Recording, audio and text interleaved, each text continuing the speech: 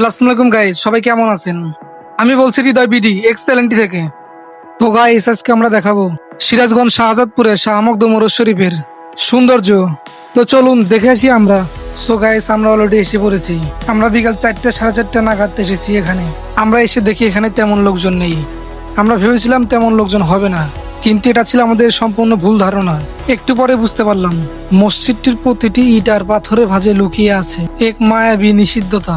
এর গাম্ভীর্যপূর্ণ শীতলতা কেবল শরীরকে নয়, বরং মানুষের আত্মাকে এনে দেয় এক জান্নাতি প্রশান্তি।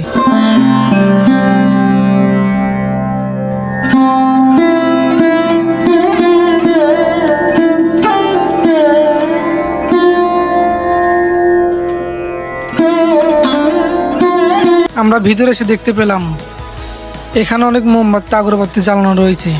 তার সাথে সাথে অনেক লোকজন এখানে মাজার দেখার জন্য ভিড় করছে।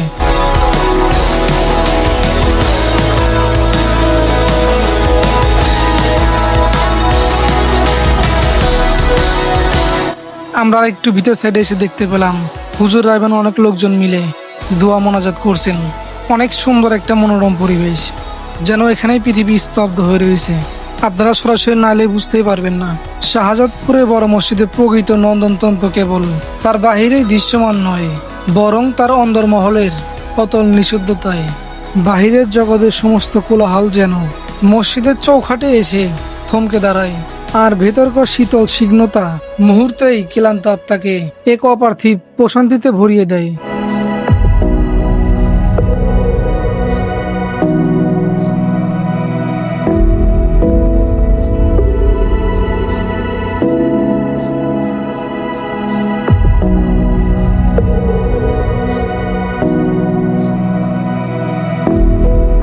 শাহজাদপুরে এই ঐতিহাসিক মসজিদের ঠিক পিছনে আজ এক অন্যরকম দৃশ্য। চারিদিকে দোকানপাটের সারি, মানুষের আনাগোনা, আর মেলার চিরচেনা উৎসবের পরিবেশ।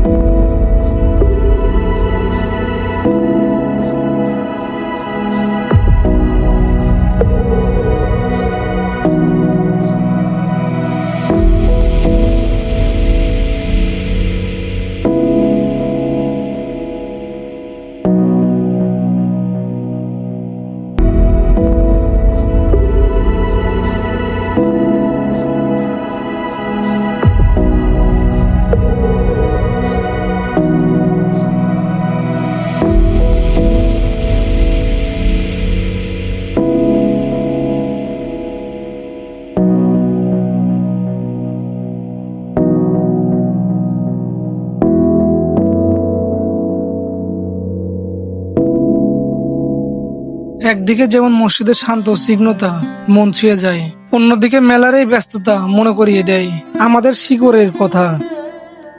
প্রাচীন এই স্থাপত্যর পাশেই যেন জীবন্ত হয়ে উঠেছে বাংলার চিরায়িত লোকের সংস্কৃতি।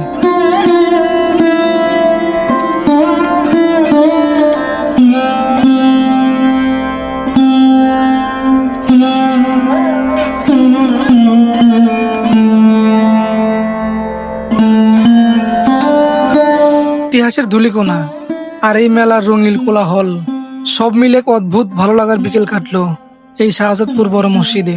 ঐতিহ্যের মায়াবী ছায়া আপনাদেরও ছুঁয়ে যাক। আজকের মতো বিদায়, আল্লাহ হাফিজ।